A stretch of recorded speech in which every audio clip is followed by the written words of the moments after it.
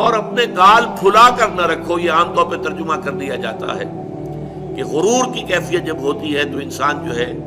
وہ کشادہ پیشانی سے لوگوں سے نہیں ملتا، سیدھا بات نہیں کرتا، بڑا ذرا سا گردن میں خم، سعر اصل میں کہتے ہی ہیں، اونٹ کو ایک بیماری ہوتی ہے جس سے اس کی گردن ٹیڑھی ہو جاتی ہے، یہ سعر ہے، تو جس کو ہم اپنی زبان میں کہتے ہیں کج روخی۔ ایک آدمی آپ سے بات کرنا چاہتا ہے، آپ اس سے فیس نہیں کر رہے، اسے ذرا یوں کر کے بات کر رہے ہیں، گویا کہ براہ راست اسے ایڈریس کرنا، یہ اپنے مقام سے آپ بڑا فرو سمجھتے ہیں کہ یہ تو نیچے ہے، میرا مقام بہت بلند ہے۔ اسی طرح یہ جو کج کولاہی ہوتی ہے، کولاہ جو ہے وہ ذرا ٹیڑھا ہو، ٹوپی جو ہے وہ ٹیڑھی ہو سر کے اوپر، تو یہ کج رخی اور کج کولاہی، یہ تمام چیزیں جو ہے یہ ولا تصعر خدک للناس۔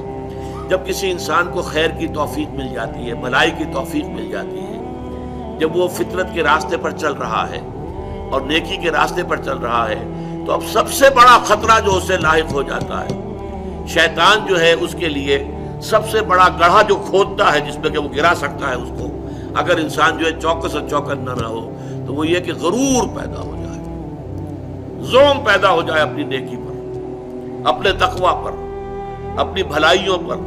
اپنی عبادت گزاری پر اگر زوم پیدا ہو گیا،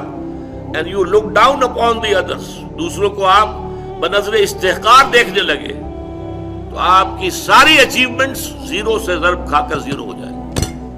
gone with the wind، ختم۔ اس لیے یہ بہت بڑی بات ہے۔ حدیث میں آیا ہے لن يدخل الجنہ من کان فی قلبہ مثقال ذرۃ من کبر،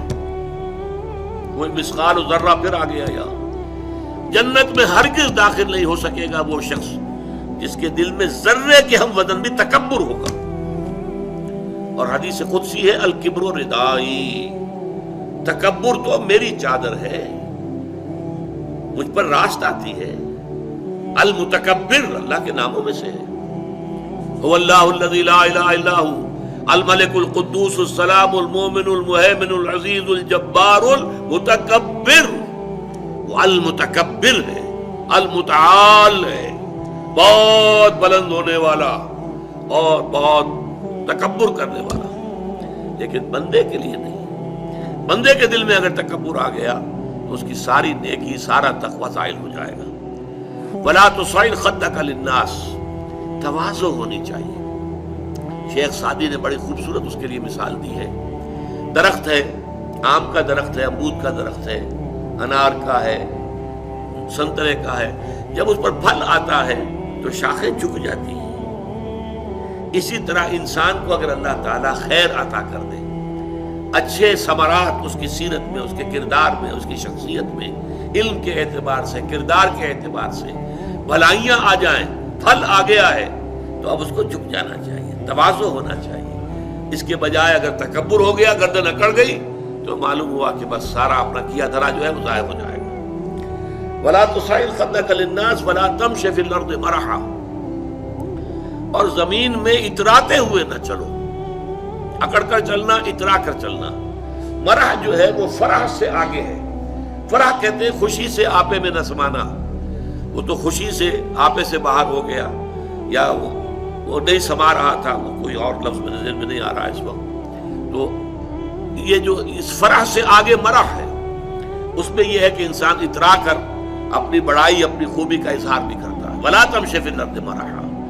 اب آپ دیکھیں گے کہ یہ مضامین جو ہے قرآن مجید میں ان کی اہمیت کا اندازہ اس سے ہوگا، سورہ بنی اسرائیل کے 4 رکوع میں بھی آئے ہیں،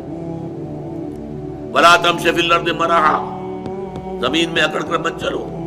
یہ وہاں بھی آیا ہے۔ اسی طریقے سے اور دوسرے مقامات پر سورہ الفرقان کے آخری رکوع میں بھی آیا ہے، وعباد الرحمن الذین یمشون علی الارض ہونا، اللہ کے نیک بندے تو وہ ہیں جو زمین پر چلتے ہیں تو آہستگی کے ساتھ چلتے ہیں، وہ زور سے قدم مار کر نہیں چلتے، گردن اکھاڑ کر نہیں چلتے، گردن اکڑا کر نہیں چلتے، اور گردن بھی اکڑی ہوئی ہو اور سر کے اوپر ایک جو ہے صافہ، اس کا ترا بھی جو ہے وہ بڑا اونچا کر لیا گیا، اس سے کیا ہوتا ہے؟ انک لن تخرق الارض ولن تبلغ الجبال طولا، تم کتنے ہی زور سے پاؤں مار کر چلو گے ہماری زمین کو پھاڑ نہیں سکتے، اور کتنی ہی گردن اکڑا لو اور کتنا ہی ترا چڑھا لو، پہاڑوں کی بلندی تک تو نہیں پہنچ سکتے۔ تو یہ در حقیقت مضمون بہت اہم ہے، متعلق